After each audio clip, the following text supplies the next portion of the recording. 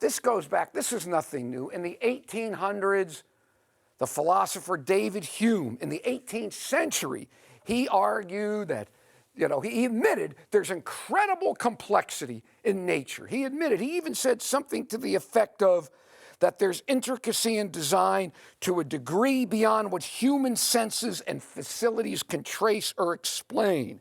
And again, this is a guy that died in 1776. So back then he saw it. But his argument is that he says that there might be something in matter itself, something in the created matter itself that enables it to be so exquisitely designed. Well, come on, that's ludicrous. That doesn't answer anything. It's easier to imagine paper and ink from something inherent in themselves creating the manuscript for Dostoevsky's Crime and Punishment than to imagine carbon, water, and proteins organizing themselves into even something in the carbon, in the water, in the protein, organizing themselves into a single cell, much less into what ultimately led to Einstein's brain. Meanwhile, here's another question too. How does this matter? How does inanimate matter? Protons, electrons, atoms, even chemicals emerge into something greater than their constituent parts, like human life and human consciousness.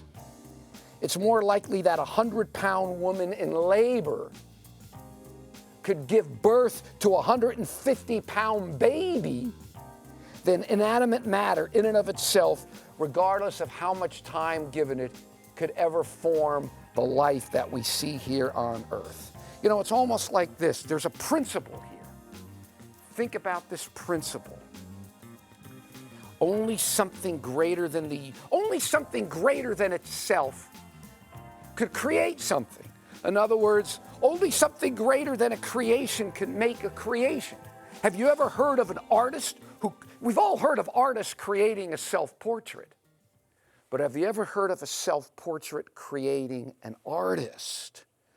What then about the universe and everything in the universe? Think about this. I don't know, it just seems simply logical to me.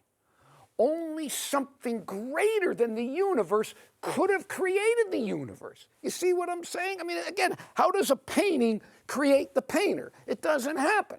The painter creates the painting. How does could the universe be created unless it was created by something greater than the universe? And what possibly could that be but an eternal, all-powerful God, the God depicted in the Holy Scriptures?